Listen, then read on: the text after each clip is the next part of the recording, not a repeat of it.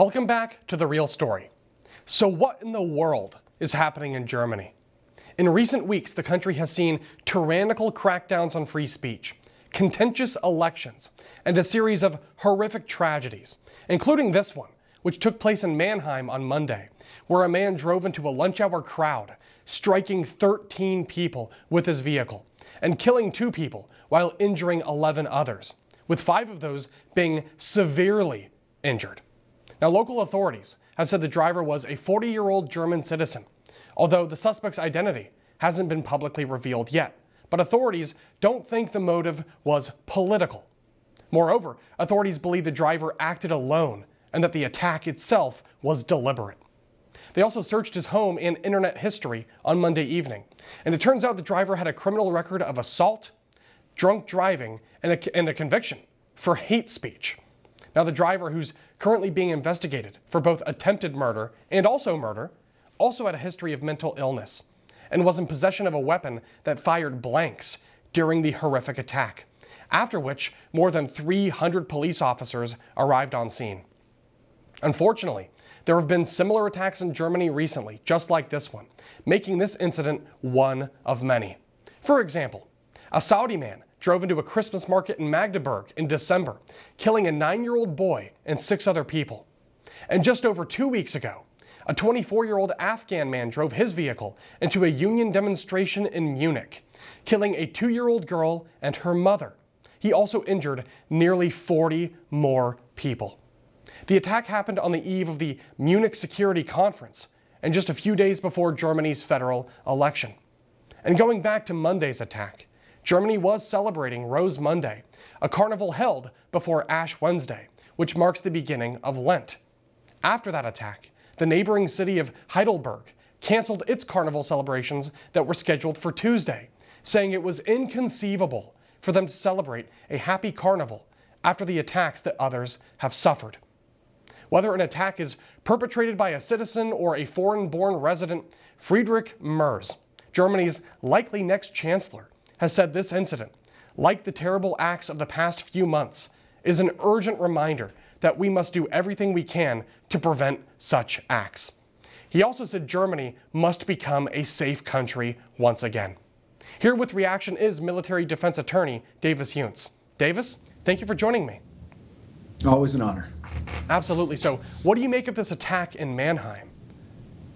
You know, unfortunately, we don't have a lot of details yet, but I'm hopeful that some will emerge. But I think your point about the elections is critical. We've just seen Germany hold hotly contested elections. Yes. And as part of that election process, you saw the ADF, the Alternative for Germany party, go from about 10% of parliament to about 20%. And so it really does tell us a lot about what is happening in Germany. The German people are not satisfied with their government. They're not satisfied with what their government is doing with regard to not just law enforcement and their criminal justice system, but really immigration. They have a serious immigration problem.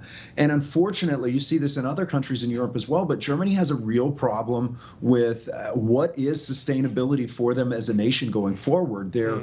Their birth rates are dropping considerably, and their immigration policies are simply not sustainable. When you look at the numbers, the number of people coming into Germany are just outpacing the native-born population, and a lot of Germans that can afford to leave are leaving. So it really is a nation that has a lot of soul-searching to do, and there needs to be radical change in so many areas of society, or it's just not going to be sustainable as a nation that would be recognizable to anyone in the future.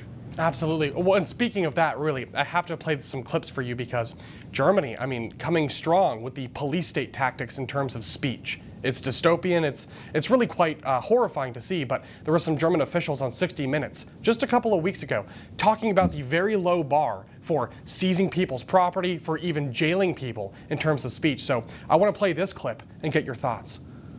Is it a crime to insult somebody in public? Yes. Yes, it is. And it's a crime to insult them online as well? Yes. The fine could be even higher if you insult someone in the internet. Why? Because in internet, it stays there. If we are talking here face to face, you insult me, I insult you, okay, finish. But if you in the internet, if I insult you or a politician, That sticks around forever. yeah. Davis, What's happening?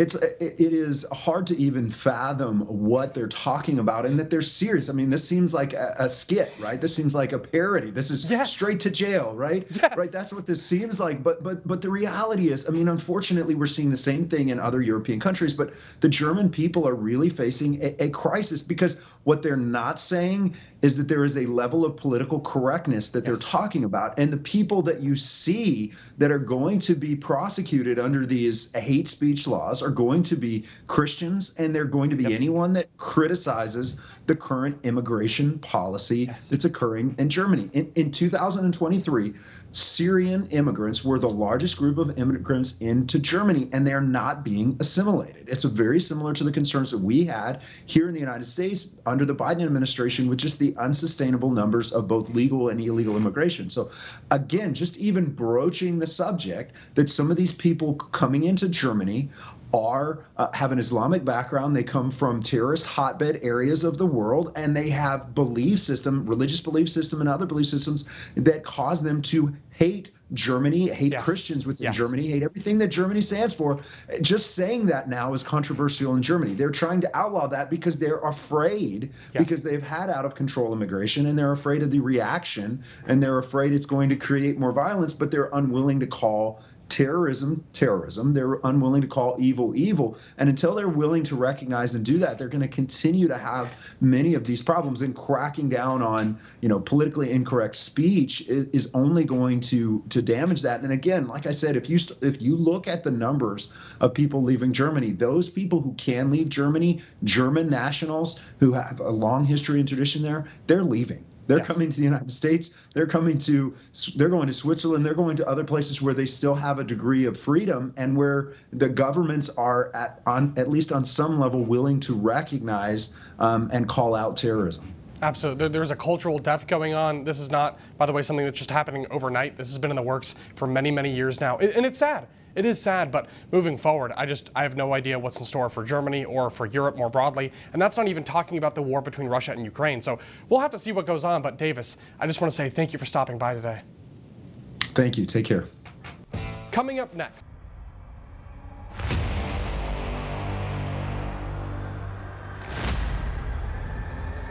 It's left to men like Davis Younts to fight for these Navy SEALs. Davis Younts, you are an attorney who has successfully defended naval officer. Davis Younts has been instrumental in defending service members. Davis Younts successfully defended an evangelical Navy lieutenant